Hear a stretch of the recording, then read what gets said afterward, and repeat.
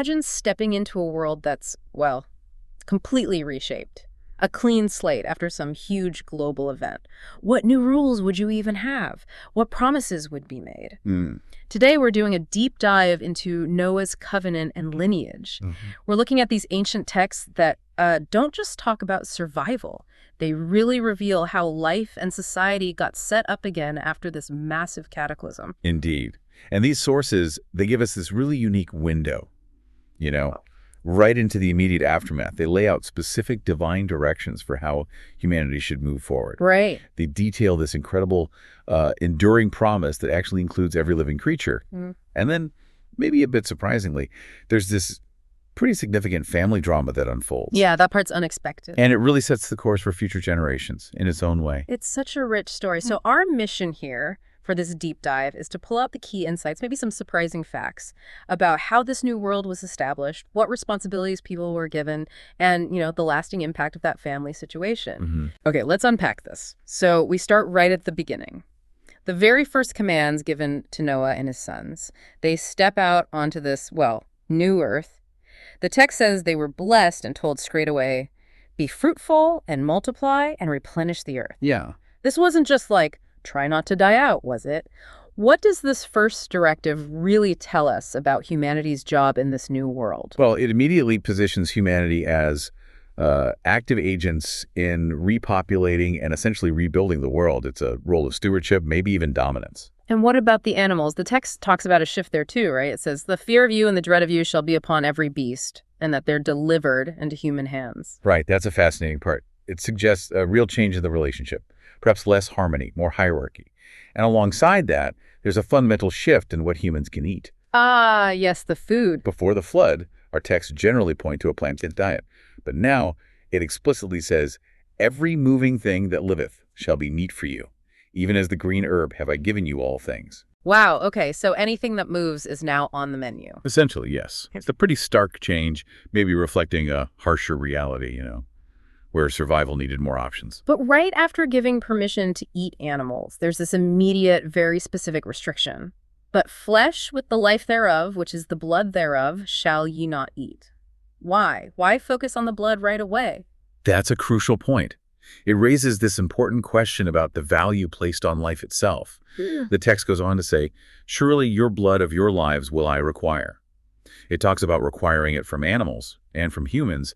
At the hand of every man's brother will I require the life of man. So there's this deep accountability for taking a life. Exactly. The blood seems to symbolize the life force itself, and it demands respect. You can use the flesh, but the life, represented by the blood, needs to be treated with a certain reverence. Okay, the sanctity of life is established, but how does that translate into, actual rules for society? What's the immediate consequence mentioned? Well, this is where it gets really foundational for law and order. That principle leads directly to this bedrock statement of justice.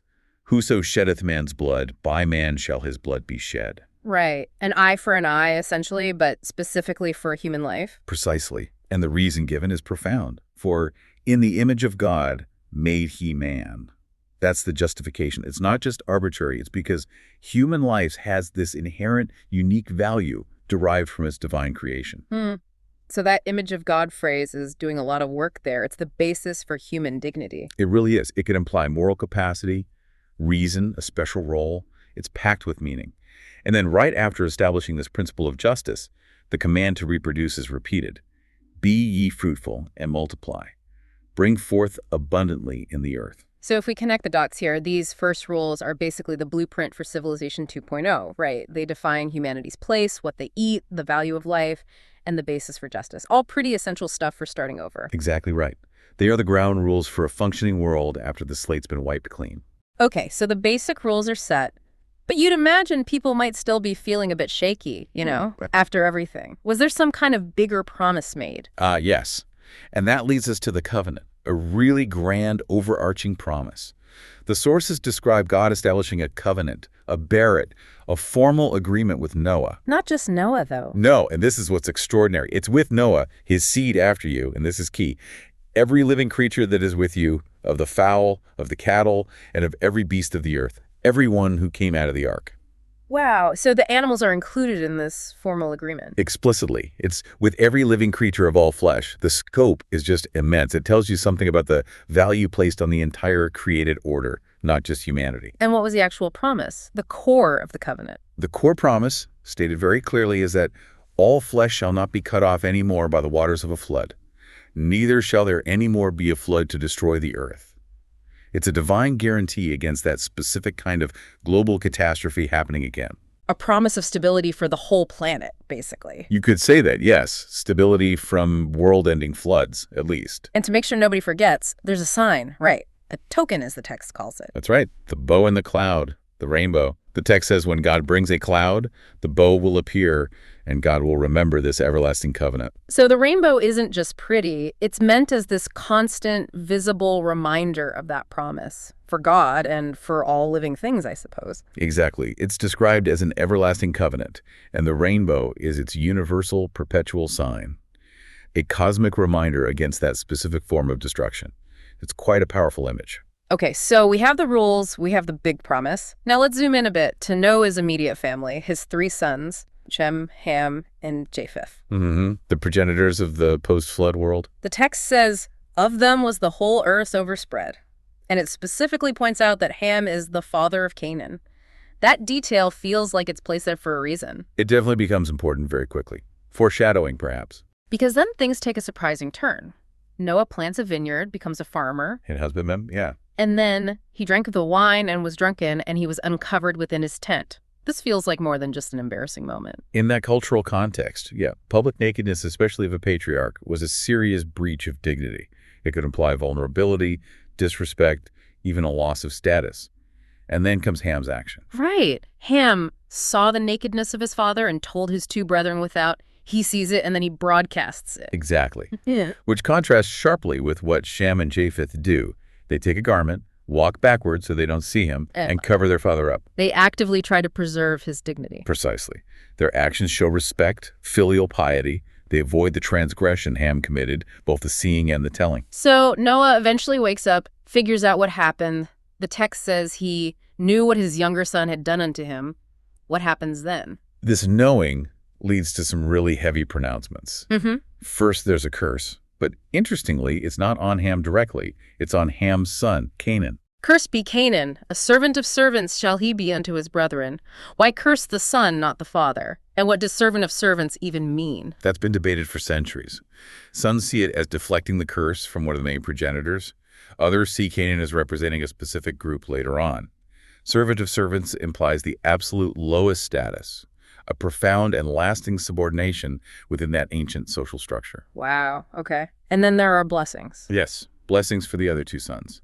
For Shem, blessed be the Lord God of Shem, and Canaan shall be his servant. It links Shem closely with God and reiterates Canaan's subordinate role to him. And for Japheth? God shall enlarge Japheth, and he shall dwell in the tents of Shem, and Canaan shall be his servant. So Japheth gets expansion, prosperity, and an alliance or dwelling within Shem's sphere, and again, Canaan is positioned as servant to both. So what does this all mean? This family incident seems to have these massive ripple effects, setting up hierarchies and relationships between future nations, at least as depicted here. Exactly. It's a foundational story that explains or justifies the perceived social and political order of the ancient world through this intimate family drama. Yeah. It connects personal action or inaction with huge intergenerational consequences. It really does. Okay, and just to wrap up Noah's personal story, the text gives his lifespan. Right. It states he lived after the flood 350 years, and his total age was 950 years, and then he died. These incredibly long lifespans. Yeah. What's their significance in these texts? Well, they often mark these foundational figures, these patriarchs from the earliest eras. It might signify a closer connection to the creation, maybe a different quality of life, or simply underscore their importance as founders of long lineages in a world just starting over. It sets them apart. So quite a journey we've taken in this deep dive. We look at those initial laws for the New World multiplying, the food rules, the crucial value placed on life and justice. The foundations. Then that sweeping universal covenant, not just with humans, but all creatures, symbolized by the rainbow, that promise of no more world-destroying floods. A promise of stability. And finally, we got into that really intense family drama with Noah, Ham, and his brothers, leading to curses and blessings that, according to the text, shaped the future of their descendants. Yeah, a story with lasting implications for lineage and status. So this raises an important question, doesn't it? How do these ancient texts basically lay down fundamental ideas about human responsibility, about divine promises, and how, personal actions within a family can echo down through generations? They really provide a framework, a narrative explanation for societal structure, for divine relationships, and for the consequences of human behavior, both good and bad. It's all woven together. Absolutely. So something for you, the listener, to think about. Consider how these details, the specific food laws, the eye for an eye principle, the rainbow sign, even that awkward and impactful family incident with its curses and blessings, how might they reflect really deep ancient views on how society should work, on human dignity, on how legacies are passed down? What echoes of these themes, maybe of covenant or lineage or foundational justice, do you notice in other stories, ancient or even in discussions today? We invite you to keep exploring these incredibly rich ancient narratives.